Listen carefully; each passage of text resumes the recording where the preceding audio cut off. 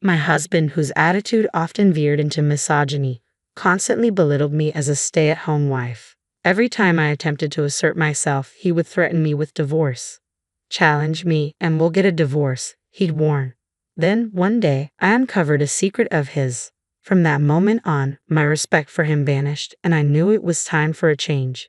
I was done being the submissive wife he could scorn. Armed with the divorce papers he'd prepared, I set my plan into motion. My name is Megan.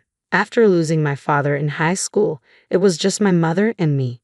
Thanks to the inheritance he left, I was able to attend an IT vocational school and find a place in the workforce. I was finally starting to give back to my mother. But just as I was finding my footing, she passed away from a sudden heart attack. Feeling completely alone, my savior appeared, my current husband, Scott. After I started at my new job, Scott took it upon himself to mentor me, guiding me through the complexities of the corporate world. He was a pillar of support when my mother passed away, showing genuine concern for my well-being and encouraging me to lean on him more. From that point on, I relied on Scott not just for career advice but for personal support as well. Scott was a constant presence in my life, always leading and reassuring. "Megan, you really can't imagine life without me, can you?" he would often tease. When we began dating officially, he proposed with a promise. "From now on, I'll protect you for the rest of our lives. Let's get married." Following Scott's suggestion, I left my job after our marriage to become a full-time housewife. My new role was to create a comforting home so Scott could focus on his work without distractions. However, living up to Scott's high expectations proved challenging, and I struggled to meet his standards and manage the household chores. "Hey Megan, what did you do all day?" my husband would ask, his tone often tinged with frustration. "I cleaned the room, did the laundry, aired out the comforter, and went shopping for dinner. I also spent time making beef stew." "How is it?" I asked softly. "It's fine, but did you really clean properly?" "Why do you ask?" "There's dust on this shelf." "Oh, I must have missed that. I'll make sure to pay closer attention next time." "If you're home all day, you should make sure the housework is done right." I'm sorry." Scott continued to impose a superior-inferior dynamic in our marriage, just as he did at work. One day, he commented, "What's with this meat and potato stew? Is it not to your liking?" I asked, concerned. "Why is there pork in it? It's supposed to be beef." "In my family, we always use pork for this dish." "That's probably because your family couldn't afford beef," he said dismissively. "Are you implying that my salary isn't sufficient?" "That's not what I meant at all," I replied, trying to explain. Scott would harshly reprimand me whenever things didn't go his way, frequently belittling me for being the child of a single-parent family and lacking common sense. He began spending his weekends away from home. One day, I asked, "Hey, Scott, where do you go every weekend?" His demeanor darkened. "Why do I need to explain my plans to you? It's not about reporting. I'd just like us to spend more time together on weekends. You have the whole week to relax at home while I'm at work. Let me enjoy my days off the way I choose. I'm not asking you to take me out. I just want us to have some quiet time together." "That's exactly what I can't stand," Scott muttered as he stormed off to the bedroom. "I married a woman with no special talents and let her be a housewife. All you need to do is stay quiet and handle the chores." The next day, he handed me a piece of paper. It was a divorce notice with his name already filled in. "What's this?" I asked, shocked and confused. "You don't even know what this is. I guess single mothers don't teach their kids the basics," he replied dismissively. "Scott, are you saying you want a divorce?" "This is a warning," he said coldly. "It's because of that disrespectful comment you made yesterday. If you ever speak to me like that again, I'll divorce you immediately." "But why?" I asked, bewildered. When Scott made that comment, I was left speechless. With no family to turn to, I had nowhere else to go. Since then, I had no choice but to quietly watch him leave every weekend. One day, while cleaning the house as usual, I noticed his computer was still on. As I moved to turn it off, I glimpsed the screen and saw a hotel resort homepage. Could this be a couple's trip? I thought, a flicker of hope brightening my mood. Maybe, despite his harshness, Scott still cared about me. From that day on, I put extra effort into my housework, eagerly waiting for Scott to mention the trip. However, despite my anticipation, he never brought it up. Curiosity got the better of me, and I began checking the computer more frequently. The browsing history revealed that Scott was still searching for hotels. I started to wonder if he was actually planning the getaway for us. One day, while checking the computer again, I saw a reservation confirmation for a hotel on a booking site. The reservation was for the upcoming weekend. It seemed he had finally picked a hotel for us. Eagerly anticipating an invitation, I waited for Scott to mention the trip. By Friday, my patience wore thin, and I asked, "Scott, don't you have something to tell me?"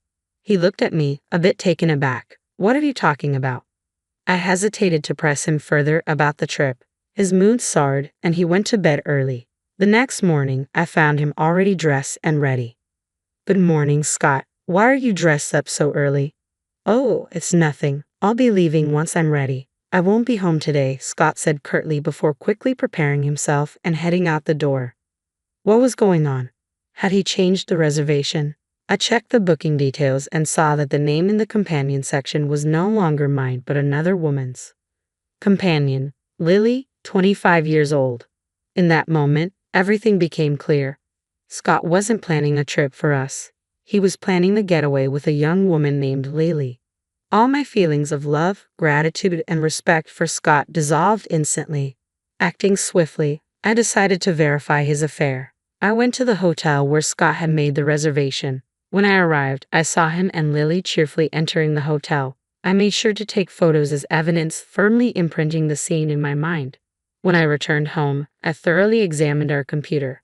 After some searching, I found text messages between Scott and Lily, along with photos of them together. Now I had the evidence to confront him. I decided to wait until he came back from his trip. Until then, I spent the day wandering aimlessly and later enjoyed the solitude of my empty house. Scott's usual scolding for my laziness seemed like a distant memory. The following day, I skipped housework, ordered takeout, and spent the day however I pleased. On Sunday night, Scott finally came home. "Welcome back. You're late, aren't you?" I greeted him from the sofa. His eyes widened at the sight of me lounging there. "What's going on?" he asked, bewildered. "What do you mean, what's going on? Why are you surprised to see me still on the sofa?" When I didn't greet him at the door, Scott's anger flared. His eyes fell on the delivery bag on the table, and his frustration grew.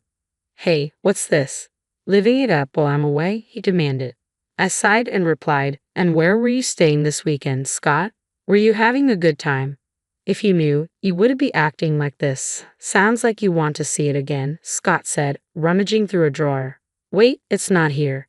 His anger erupted. "Where did you hide the divorce papers?" "They're gone." "What?" I asked, confused. Scott's frustration nearly boiled over at my response, but then he let out a sarcastic laugh. "So, that's it," he sneered. "You threw away the divorce papers because you don't actually want to divorce me, thinking I wouldn't leave you. You're truly clueless. It's a shame your mother didn't raise you better." "I don't understand what you're talking about," I said, bewildered. "So you're playing dumb now, huh? Fine, I can get more divorce papers from City Hall anytime. I'll just go get some right now." "I didn't say I threw them away," I replied. "Then where are they?" "They're not here because I've already submitted them," I said calmly. "What? Didn't you hear me? I signed those divorce papers and submitted them to City Hall yesterday." "Wait, you submitted the divorce papers? Do you even know what that means?" Scott asked, bewildered. "Of course I do," I replied. "Submitting the divorce papers means the divorce is finalized." "Are you saying you didn't know that, Scott?" Scott's face turned beet red at my mockery. "Don't mess with me. You lived comfortably on my salary." "Comfortable?" I shot back. "Where's the comfort in a marriage with someone who constantly belittles and ridicules me and never shows any appreciation for all the housework I do?" "Belittle you?" "Absolutely. As a housewife, you're clearly beneath me, the breadwinner. If you're going to act like this, I'm done. Go be on your own and see how foolish you've been. Get out right now." Scott erupted in anger, kicking me out and shouting. Anticipating this, I had already packed my bags. It was the right call. I grabbed my suitcase and left the house with a sense of pride. On impulse, I rented a weekly apartment and spent the night there. The next morning, I noticed an overwhelming number of missed calls from Scott. Just then, he called again. "Oh, what's up?" I answered. "Don't what's up me. Where are you?" "It's none of your business. We're not married anymore. Stop fooling around. The divorce papers you submitted aren't invalid." "But you signed them yourself," I pointed out. "I wasn't serious. You probably acted out of confusion too, didn't you?" After a night's rest, you should be more clear-headed. If you apologize, I'll forgive you. Just come back. I don't think I have anything to apologize for. How dare you test me, your husband? I supported you all this time. If I leave you, you'll be alone again. Is that what you want?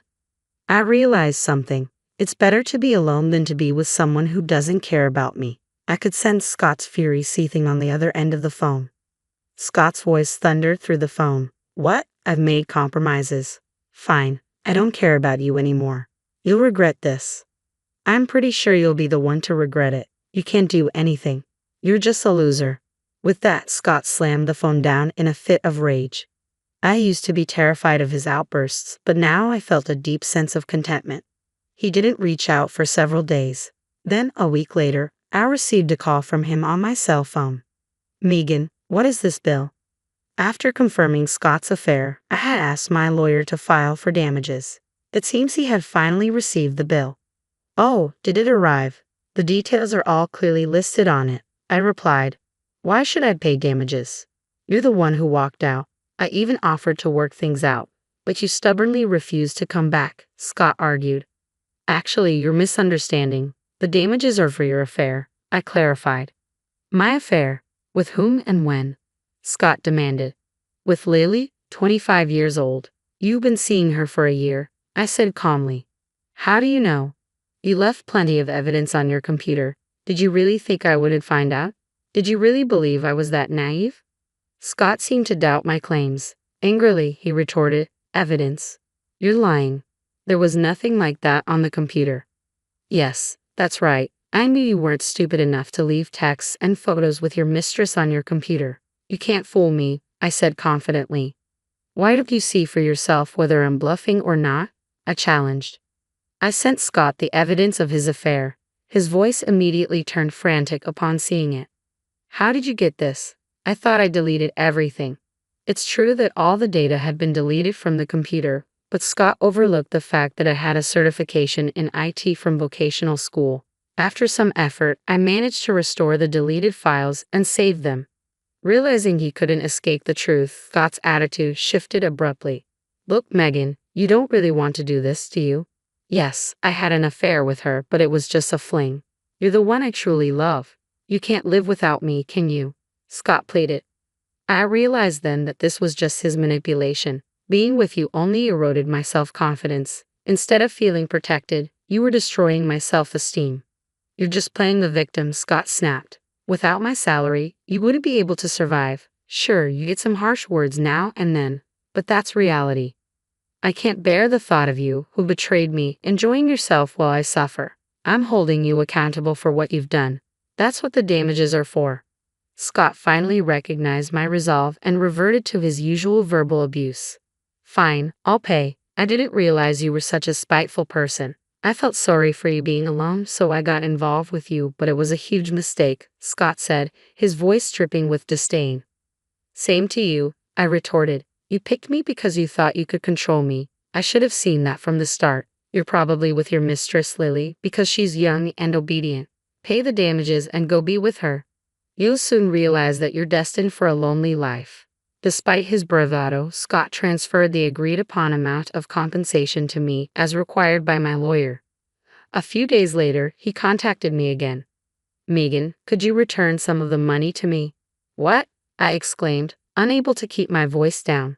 I've never heard of returning a compensation fee. Besides, after paying the damages and dividing our property, you should still have plenty of savings left, right? Well, that's the problem. My savings are running low. I swallowed my pride to ask you for help, Scott admitted. It turned out that Scott, having invited Lily to live with him, had given her his credit card for emergencies. However, she had started spending recklessly, depleting nearly all his savings. Desperate, he was now turning to me for assistance. Frustrated, I responded, I may have been foolish not to see through you before marrying, but you're just as naive for not noticing your mistress's spending habits until it was too late. I realize now that you're the only one for me, Megan. You must feel lonely being single too, right? Seriously, will you ever grow up? Do you think I'll be single forever? I asked, exasperated. Don't tell me you've found someone else, Scott said, his voice tinged with concern. No, I haven't. And please stop comparing yourself to others. I replied. Well then, what is it? You don't have family anymore, right? He pressed. With the money my parents left me, I started a new business. I'm surrounded by great colleagues, and I barely have time to feel lonely, I said confidently. You with no special skills starting a business. Scott scoffed. Are you still insisting on that? Can't you just admit that your negative attitude affects everyone around you? I countered. Me ruining? Scott's voice trailed off, incredulous. You belittle others until they lose their confidence and spoil your mistress until she gets out of hand. Unless you change your selfish ways, neither you nor anyone around you will ever find happiness, I told Scott firmly, rejecting him once and for all. After that, he never reached out again. It seems he realized that he could no longer look down on me now that I was successfully running my own business. Rumor has it that Lily dumped Scott immediately after draining all his savings. With his tendency to either belittle or indulge others without forming genuine connections, Scott will likely struggle to find a lasting partner. If anyone is destined for a lonely life, it's Scott, not me. With that in mind, I dedicated myself to my work once more.